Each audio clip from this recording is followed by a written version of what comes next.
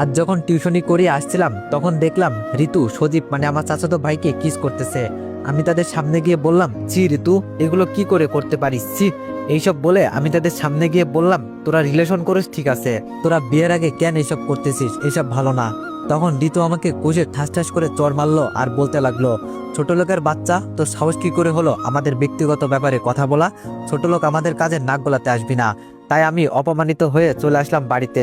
বাড়িতে এসে calling bell দিলাম, তখন খালা দরজা খুলে দিয়ে বলতেছে, কি রে বাবা, তোর কি হলো?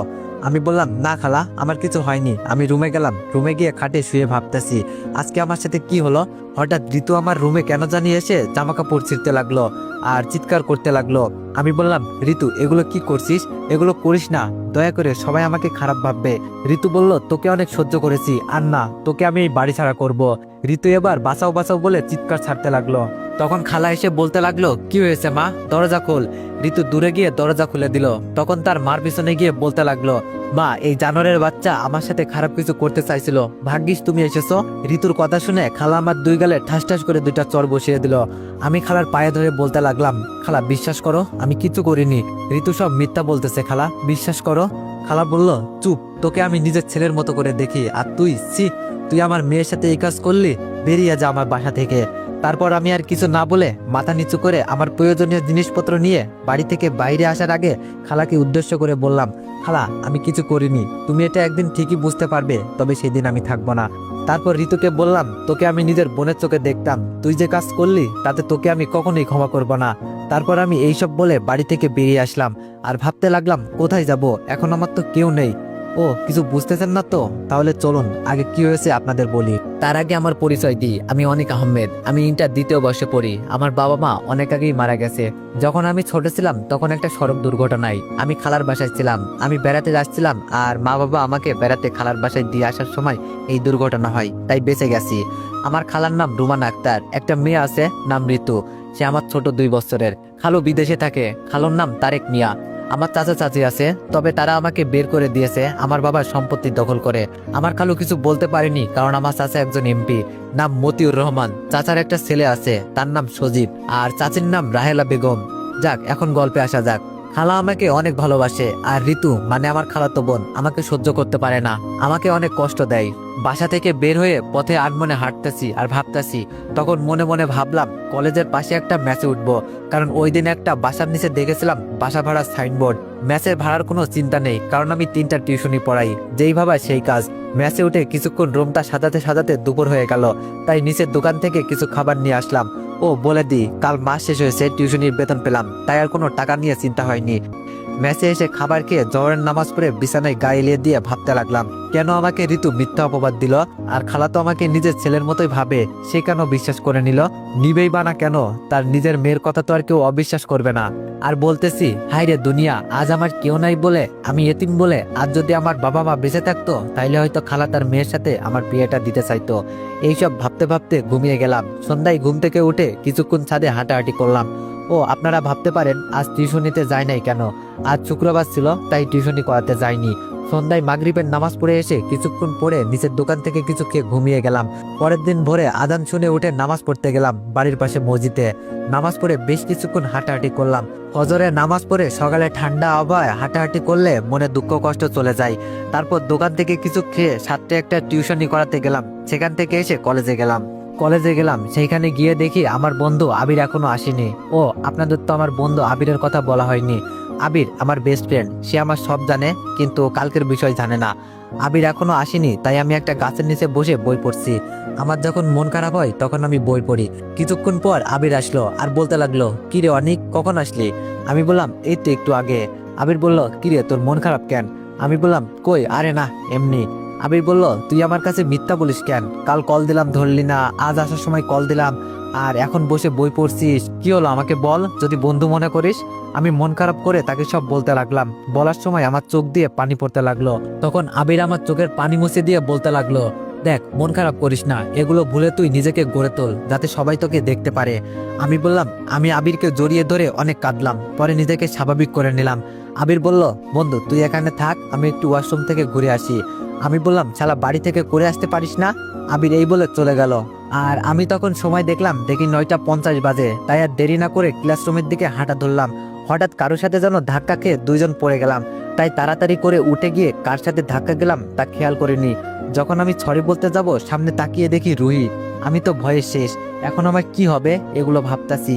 রুহি হলো মা বাবার একমাত্র সন্তান, অনেক বড় লোক, তাই তার অনেক অহংকার। এইসব ভাবতাছি আর আল্লাহর কাছে বলতেছি, আল্লাহ আমাকে এইবারের মতো বাঁচিয়ে নাও। রুহি তখন ঠাস ঠাস করে দুইটা থাপ্পড় বসিয়ে দিয়ে বলতেছে। রুহি বলল, ছোট লোকের বাচ্চা, তোর সাহস কি করে হয় আমাকে ধাক্কা দেওয়ার? শালা লুচ্চা, মেয়ে দেখলেই গায়ে পড়তে মন চায় তাই না? এইসব কথাগুলো রুহি জোরে বলার কারণে সবাই আমার দিকে তাকিয়ে আছে। আমি মাথা নিচু করে বললাম, সরি, আসলে আমি দেখতে পাইনি। রুহি বলল, তোর শরীর গুষ্টি কিলাই, শালা ক্ষেত, তোদের মতো ছেলেদের আমার চেনা আছে, মেয়ে দেখলেই খালি গায়ে পড়তে মন চায়। এই বলে রুহি চলে গেল আর আমার চোখ দিয়ে পানি পড়তে লাগলো। আর বলতে লাগলাম, সামান্য কিছুর জন্য আমাকে সবার সামনে এইরকম অপমান না করলেও পারতো। এগুলো মনে মনে বলছি আর হাঁটতেছি। তাই তাড়াতাড়ি চোখের পানি মুছে ক্লাসরুমে গেলাম। ক্লাসরুমে গিয়ে সোজা আবিরের পাশে বসলাম। অন্যদিকে রিমি, রুহির বান্ধবী, বলতে লাগলো, রুহি তুই ছেলেটাকে শুধু শুধু কথা শুনাইলি, তার কোনো দোষ ছিল না রে। রুহি বলল, তুই চুপ করবি, তোর কেন ওই ছোট লোকের প্রতি দরদ হইতাছে? রিমি বলল, এখানে দরদের কি আছে? দেখ, তুই যেমন মানুষ সেও একজন মানুষ, শুধু ব্যবধান হলো তুই কোটিপতির মেয়ে আর ছেলেটা গরিব। তাছাড়া দেখ ছেলেটার কত মায়া লাগে। রুহি বলল, দেখ আমাকে জ্ঞান দিতে আসিস না, ছেলেটাকে আমার একদম সহ্য হয় না, কারণ সে গরিব। আর বললি না ছেলেটাকে কত মায়া লাগে, তাহলে তুই গিয়ে প্রেম কর। রিমি বলল, তোকে বোঝাতে আর পারবো না, তো যা ইচ্ছা তাই কর। অন্যদিকে আবির বলল, কিরে তোকে আবার ওই অহংকারী মেয়ে অপমান করলো, তুই যদি ইশারা করে না বলতি তাহলে ওরা আজ কি করতাম। আমি বললাম, ছাড় না ভাই, ওরা বড় লোক, ওরা দাতা করতে পারে, এখন বাদ দে, স্যার আছে ক্লাস কর। একে একে সব ক্লাস করে বাইর হয়ে আমি আর আবির ক্যান্টিনে গিয়ে খেতে বসলাম। খাওয়া শেষ। আবির বলল, বন্ধু তুই বাইরে গিয়ে দাঁড়া, আমার একটা কল আসছে, কথা বলে বিল দিয়ে আসছি বলে চলে গেল। আমি বললাম, আচ্ছা ঠিক আছে বলে বাইর হয়ে কিছুক্ষণ মাথা নিচু করে হাঁটার পরে যেই না গাছতলার কাছে যাব তখন কে যেন ল্যাং মেরে দিল। আমি তাল সামলাতে না পেরে নিচে পড়ে গেলাম। সবাই হাসাহাসি করতে লাগলো। আমি লজ্জায় মাথা নিচু করে আছি। খেয়াল করলাম যে ল্যাং মারলো সে আর কেউ নয়, রুহি। তখন আমি কিছু বলতে যাব তার আগেই রুহি বলতে লাগলো, এই ছোট লোকের বাচ্চা, তোর সাহস কি করে হয় আমার শরীর টাচ করার? এই বলে কষে থাপ্পড় মারলো। তুই জানিস এই জামাটার দাম কত? এই জামাটার টাকা দিয়ে তোর সারা বছর চলে যাবে। ছোট লোক, তোর জন্য আমার জামা নষ্ট হয়ে গেল। আমি বললাম, আপনি না আমাকে ল্যাং মেরে ফেলে দিলেন, তা আমাকে কেন কথা শোনাচ্ছেন?